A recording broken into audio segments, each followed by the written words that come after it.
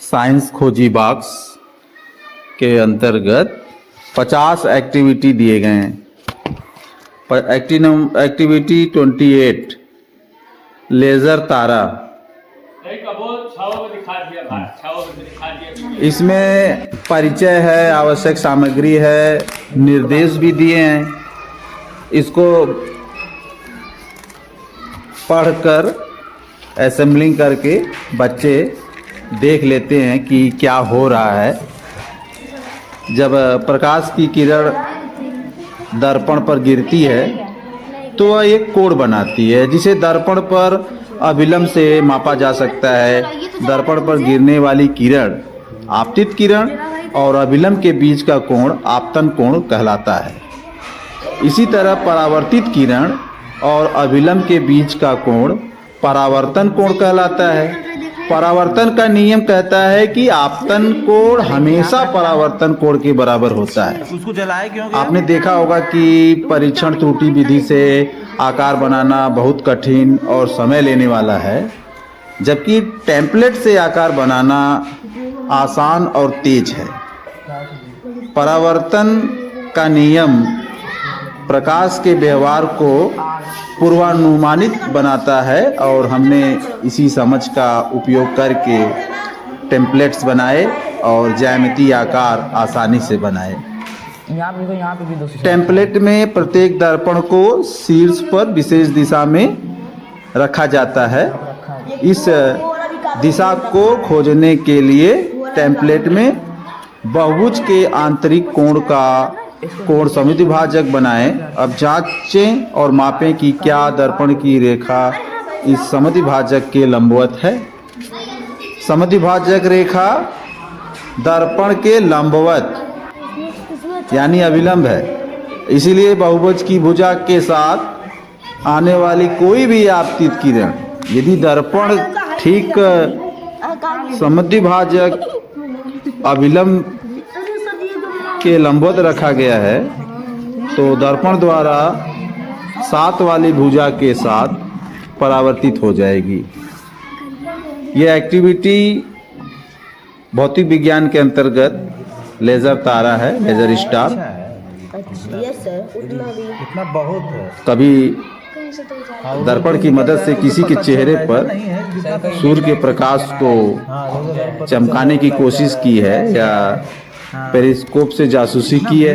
आपने देखा होगा कि इसके लिए दर्पण को विशेष कोणों पर रखना पड़ता है ताकि प्रकाश चेहरे पर पड़े या पेरिस्कोप से देखा जा सके। आइए प्रकाश के इस गुण का उपयोग करके विभिन्न ज्यामितीय आकार बनाएं और परावर्तन के नियम को समझें।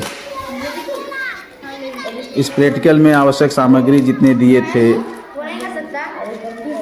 धूपबत्ती, माचिस, paint, MDF laser stand, tape, 3A4 आकार के प्रिंटेड टेम्पलेट्स, खिलौना laser light, 1mm acrylic sheet, paint MDF से बना आयताकार बॉक्स, 8 धातु की बाइंडर क्लिप और 4 एक्रिलिक दर्पण। इसमें क्या निर्देशानुसार बच्चे नहीं है, क्या है इसको फिर से बॉक्स में रखकर ग्लास कवर कर अगले एक्टिविटी करेंगे ताकि फिर बच्चे इसको आसानी से कर सकें।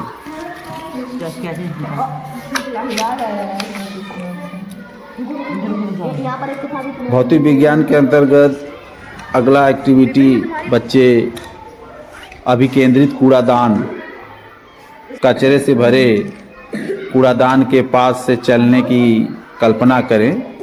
यह दृश्य बिल्कुल सुखद नहीं लगता है ना, लेकिन क्या होगा अगर हम ऐसा कूड़ादान बनाएं जो इस गंदगी भरी समस्या को ही खत्म कर दे। एक ऐसा कूड़ादान जो कचरे को बाहर फैलने ही न दे। चाहे कुछ भी हो, असंभव लगता है, बिल्कुल नहीं। थोड़ी रचनात्मकता और विज्ञान की शक्ति के साथ हम ऐसा करने जा रहे हैं। इस मज़ेदार प्रयोग में हम अपने फायदे के लिए अभिकेंद्रित गति और घर्षण के बलों का उपयोग करेंगे ताकि एक ऐसा कूड़ादान बनाया जा सके जिसमें सब कुछ अंदर ही रहे और सबसे बढ़िया बात यह है कि जैसे जैसे आप समझेंगे कि यह कैसे काम करता है, आपको रोज़मर्रा की ज़िंदगी में होने वाली घटनाओं के पीछे का विज्ञान भी समझ आएगा। आइए गहराई से जाने कि विज्ञान किस तरह वास्तविक दुनिया की समस्याओं को सबसे रोमांचक तरीके से हल कर सकता है। आवश्यक सामग्री बच्चे निकाल लिए हैं। MDF किट, खिलौना motor, battery holder, paper cup और 8 छोटे रबड़ बैंड 5 mm व्यास वाले और 2 AA 1.4 वोल्ट की बैटरियाँ। इंस्ट्रक्शन के अनुसार बच्चे इस एक्टिविटी नंबर 30 अभिकेंद्रित कूड़ादान सेंट्रीपेटल डस्टबिन को कर रहे हैं। जब मोटर की वजह से कूड़ादान घूमता है तो कप के अंदर का कचरा, कागज के टुकड़े भी उसके साथ घूमने लगते हैं। यहाँ अभिकेंद्रित बल कप की दीवारों द्वारा कागज के टुकड़ों पर लगाए गए लंबवत बल से उत्पन्न होता है। जैसे जैसे कप घूमता है, दीवारें कागज पर अंदर की ओर दबाव डालती हैं, जिससे कागज गोलाकार पथ में घूमता रहता है।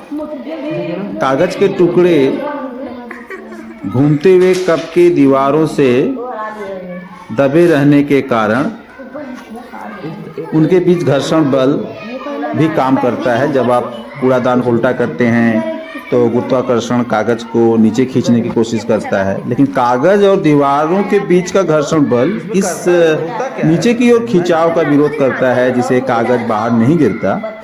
ध्यान दें, यह घर्षण बल तभी मौजूद होता है जब लंबवत बल होता है और यह बल केवल कप के घूमने से ही पैदा होता है।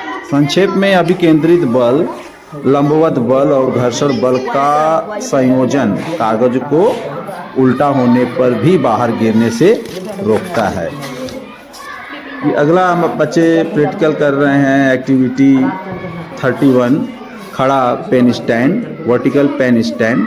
क्या पेन को उसकी नोक पर संतुलित करना आसान है या उसके आधार पर?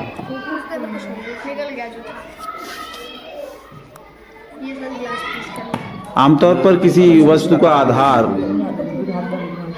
जितना बड़ा होता है उसे संतुलित करना उतना ही आसान होता है। अभी हम इस एक्टिविटी के बाद पेन को उसकी नोक पर खड़ा करेंगे और उसके चौड़े सिरे पर एक छोटा सा सहारा देकर, मतलब वो दिखाने के लिए प्रैक्टिकली ऐसे। आवश्यक सामग्री एक फेराराइट रिंग चुंबक, खड़ा पेन स्टैंड आधार पर स्टैंड। इसमें निर्देश है। निर्देश के अनुसार प्रैक्टिकल करना आसान है। कल्पना कीजिए कि एक व्यक्ति सीधे खड़ा है, यदि वह थोड़ा सा झुके और संतुलन खो दे तो उसे वापस सीधा करने के लिए कितनी ताकत लगेगी। पेन स्टैंड में मैग्नेट को ऐसे रखा गया है कि उनके विपरीत ध्रुव एक दूसरे की ओर हों। पेन को खड़ा रखने के लिए मैग्नेट्स के बीच कितनी आकर्षण शक्ति होनी चाहिए? पहली नज़र में ऐसा लगता है कि यह शक्ति पेन के भार के बराबर होनी चाहिए, लेकिन वास्तव में जब पेन थोड़ा सा झुकता है तो चुंबक उसे वापस सीधा खड़ा कर देते हैं। यह बल पेन के वजह से कहीं छोटा होता है, जैसे किसी झुके हुए व्यक्ति को थोड़ा सा सहारा देने के लिए बहुत कम बल की ज़रूरत होती है। घर्षण की भूमिका जब पेन की चिकनी सतह पर रखा जाता है तो ज़्यादा देर तक घूमता है। दूसरी ओर खुरदरी सतह पर आप पेन को अधिक झुका सकते हैं, इसलिए यहाँ चुंबकीय बल पेन की सीधा करने में मदद करता है। वहीं पेन की नोक और आधार के बीच घर्षण भी पेन को फिसलने से रोकने में मदद करता है। हवा में लटकने वाला पेन आप देख रहे हैं, लेविटेटिंग पेन।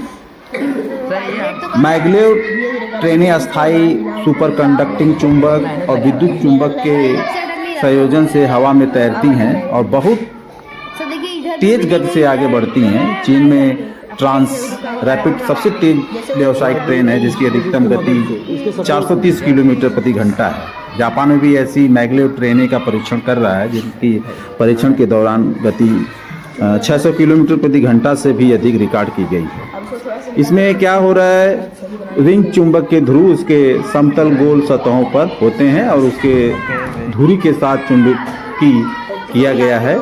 पेन पर लगा मैग्नेट आधार पर लगे दो चुंबक के चुंबकीय क्षेत्र के साथ इस तरह क्रिया करता है कि वो पेन को आगे खींचता है और ऊपर की ओर धक्का भी देता है। गुरुत्वाकर्षण बल पेन को नीचे खींचने की कोशिश करता है जबकि पेन की नोक पर घर्षण बल ऊपर की ओर कार्य